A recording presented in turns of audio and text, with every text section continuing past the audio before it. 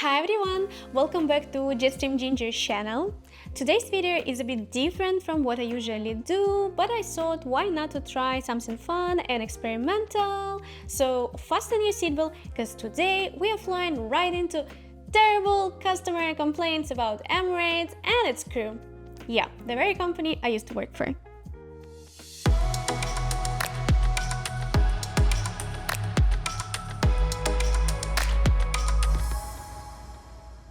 Now let's preface it by saying that as an Emirates flight attendant, I've seen a lot. And I mean a lot. Emotional, damn it! But internet never disappoints when you want to find some ridiculous or crazy complaints. But today we will try to find out, are those complaints valid, or those people are just misunderstood? And don't hesitate to tell me if you don't like this format, because as I thought at the beginning, it's experimental. So if you like it, hit a like button so I will understand that you want to see a part 2. But today just grab some snacks, because we are proceeding to our first complaint. The way female cabin crew look at us male clients when boarding explains a lot about the company's morals. They are known for their very seductive looks. They look at male travelers as if they were a piece of meat. I feel very uncomfortable the first time I travel with AK. It's the last time though. I mean, what exactly is he trying to say? Man, when you're boarding the aircraft and the girl just smiling, that means that company pay them to do that. You know, that very seductive look of the crew at 3 a.m. Mali turnaround. Once I had a flight with a checker on board, and she reported my colleague for not smiling during the clearance. And clearance is a process of collecting the dirty tray, and that girl was reported for not smiling, for basically cleaning dirty trays. And you think we are not scared to be with a poker face during boarding? No, we need to do the eye contact, we need to smile.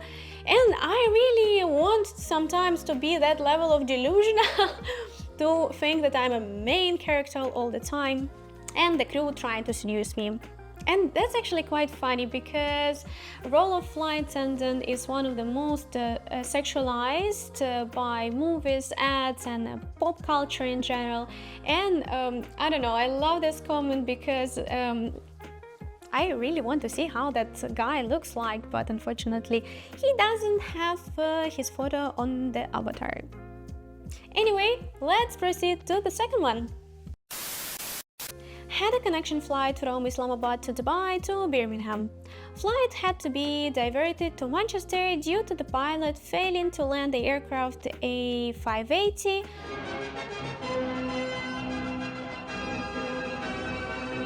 I think he means A380, 3 times. Was then assured to make on way back to Birmingham, which was an awful experience. I'm assigned in part, and sympathy or care was shown by the ground staff. To make matters worse, Emirates was nominated Best Airlines recently. I mean, it's alright, like, overrated as f*** in my opinion. I mean, the part of pilots failing to land the aircraft, that's not how it usually works. I mean, if you diverted to another airport, which might happen, but it's due to the bad weather condition, and I can see from here they tried to approach the runway 3 times but unsuccessful due to the bad weather condition, and the best way was to divert to another airport, in this case Manchester. That might happen, and in most cases you're just gonna wait there a bit, they will refuel the aircraft, wait slightly for the weather to become better, and then proceed way back to Birmingham, or to your final destination. In very extreme cases, if weather is staying as bad as it was for a long period of time, like for 24 hours, and you're waiting already on that airport for a long time and crew already illegal to go there, then yeah, they might disembark all their passengers. What? Bro, what are you talking about, man? But it's really rare, it's an extreme case. I don't want to say anything about if that was the case in that specific situation, but Emirates would never leave them on their own like way to Birmingham. They're gonna provide with some kind of transportation, most probably. But I just explain here that like pilots doesn't fail to land the aircraft. It just Sometimes may be good, sometimes may be shit. it's just a weather condition. And actually, you need to study a lot and to have a huge experience to join Emirates as a pilot. You can just come after the flight school, except if you're a local Emirati and you're flying with, and you're studying with Emirates candid program. But 99% of Emirates pilots, they are extremely experienced and they're best of the best. So if you didn't land in your final destination, that was for your own safety due to the bad weather condition. My wife, my daughter and myself were flying back from New Zealand, and I chose to fly via Brisbane to Dubai in Emirates. I would say it was a horrible experience. Come on now, dog. Come on, man. Crew members were very arrogant, racist, could not accommodate luggages. We had infant with us and our cabin baggage was full. We had to store our cabin baggage at 3 different places ourselves. Flight was on time, but as soon as we entered in the flight, it was full house. Mainly it was related to crew members. I will try not to fly with Emirates ever again.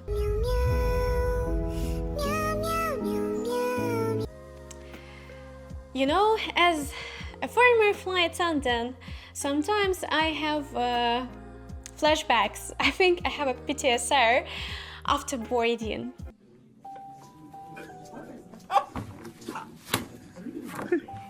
Boarding is the worst part of the flight. It doesn't matter how long is the flight for cabin crews. The worst part is the boarding. When boarding is finished, all other flight is quite smooth, even if it's a 17-hour flight. And we actually don't even get paid during the boarding part. As a flight attendant, we paid only for flying hours, which mean when engines are on until the doors open on the final destination. So we are not getting paid for boarding and post-landing duties and disembarkation. And in this specific case, as I understood, they board the aircraft quite late, almost the last, and Emirates has quite good cabin baggage allowances, and sometimes people abusing it and the ground staff closing their eyes for the cabin baggage allowance. You're allowed to have like a small bag and 7 kgs cabin bag, but most of the people have the cabin bag, the backpack, some duty-free bags, and the space inside the hat racks is quite limited. So boarding always was hectic and 99% of Emirates flight always full. Boarding and luggages, it was always a Tetris. You're trying to find a space anywhere. And just for you to know, the space above you in the hat rack is not allocated to your seat. So that's for everyone use and first come first served. So if you already arrived and there is no space in hat racks above your seat, you need to find it anywhere else, and crew are there to help you to find a space for your bags. But we don't need to move others people's bag just to accommodate yours, like literally on the hat rack on top of your seat. Most probably that was the case and they wanted to have it, but crew found those spaces. Perfect. Yes, on 3 different places, but if the hat racks are full, crew have all the legal rights to offload your bag. I'm here to tell you right now, we don't care. To the cargo compartment, but they were actually quite nice to find those space and do not offload their bags. Because that's what we sometimes do. There are so many cabin baggages. To say that crew are racist on Emirates, I don't know, like, I don't know who was the crew on those flights, but Emirates is such a multinational company and we have passengers from all over the world and crew also from all over the world, so that's quite hard for me to believe that they were racist to that specific family, and I don't know where they're from. I was on the flight with my colleague, then I went to bathroom, lost my conscious and fainted. The supervisor, cabin crew, she handled me very badly. She, instead of doing life-saving, asking about my name and age, no seat. My colleague is doctors, tried to save me, but she refused their help. I want to be in a supine position, but she put me in ground, although we can pay for upgrade in business class for a little. She said business is fully booked. I told her I'm going to pay for a full ticket in first class because life-saving. She say stay in the floor only 3 hours to reach left in floor. Stop it. Get some help. No humanity. Then arrived. I requested wheelchair near the airplane. No walked, faint. Another guy came and called. Thanks God, only she risked my life. By the way, I'm just reading it. It's not like it's my poor English.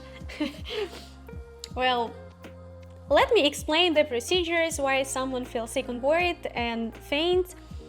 If you need the medical assistance, all Emirates crew are medically trained, and we also do have a direct connection with doctors on ground.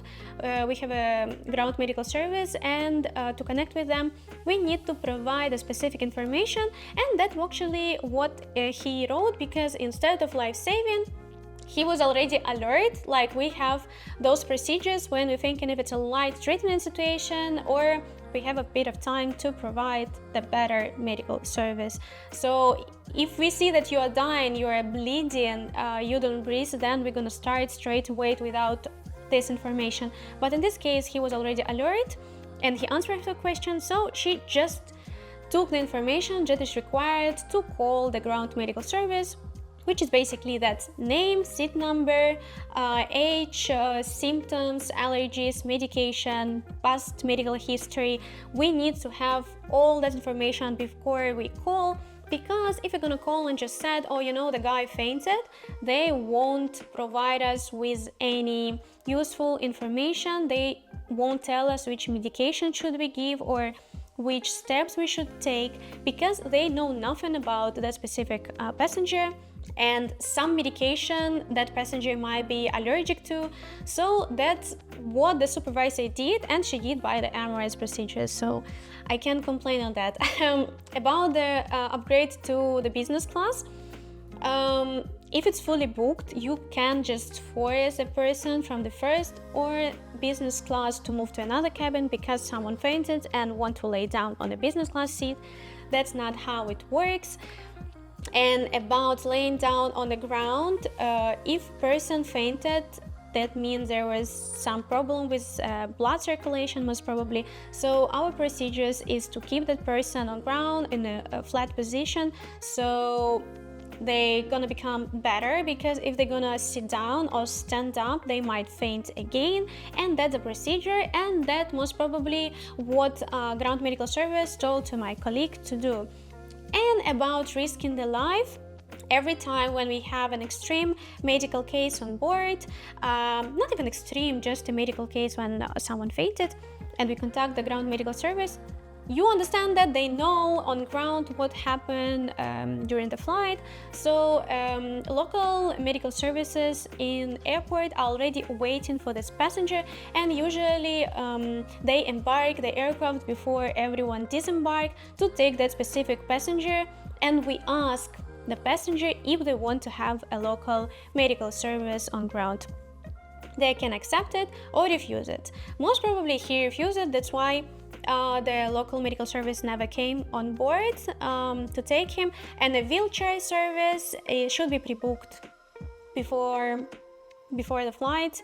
So it's not like you're going out of the aircraft and you're asking for the wheelchairs. No, they know how many wheelchairs are requested the wheelchair, and they bring that specific numbers, especially if you didn't ask for the local medical service to come, it won't be provided. That's how it works in Emirates. This must have been one of the worst in-flight meal I ever had. My wife, who is vegetarian, was served first without the offer of a drink. 45 minutes later, I was served and she was finally offered a drink. My meal, a chicken dish, was inedible. I have had some terrible airlines meals, but this must have been the worst. The plates were cleared very quickly, barely giving you time to eat the dish if you could stomach it. The snacks we were due to get prior to landing never materialized. This must be one of the worst airlines meal ever. I always thought that Emirates were good, but no more. They are going steadily downhill. My disappointment is immeasurable, and my day is ruined. Well, to be fair, I don't like Emirates meal as well, but that's your preferences. But let me explain first that vegetarian part, why she was served first and she didn't get a drink. Basically, Emirates provides you with special meals if you require them, if you're vegetarian, vegan, gluten-free, diabetic meal. There are so many options, and on some flights we do have a lot of pre-orders meal. For example, on US flights, I did have around 200 special meals requests out of 480 passengers, and you can understand it's like half of all the passengers, and we do that by hand, so we are bringing those trays by hands four at a time. And if we would offer the drinks by hand as well, that service would take forever, and the passenger who didn't pre-request the special meals will get their meals like 4 hours after the service started. Me personally, I wouldn't take this level of disrespect. That's why by Emirates procedures we serve the special meals tray first, and then the regular trays from the cart, and on the cart we had beverages. So when that cart reached her, she was served the drink. She already had the tray, she was served just a drink, and her husband was served tray and a drink. That's why it happened like that. And about the snacks that were never served, it can happen, but extremely rarely.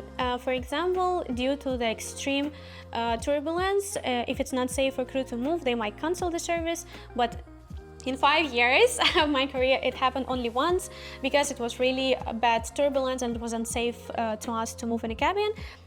So it is extreme situation when they cancel the service, or they might just sleep during the service. For example, if it's just a snack service, it's not a full meal or the breakfast, and you're asleep, we don't wake you up.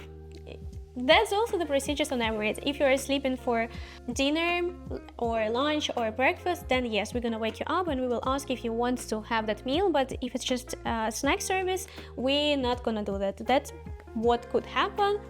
I mean, I don't understand that as an ex-cabin crew how the things works.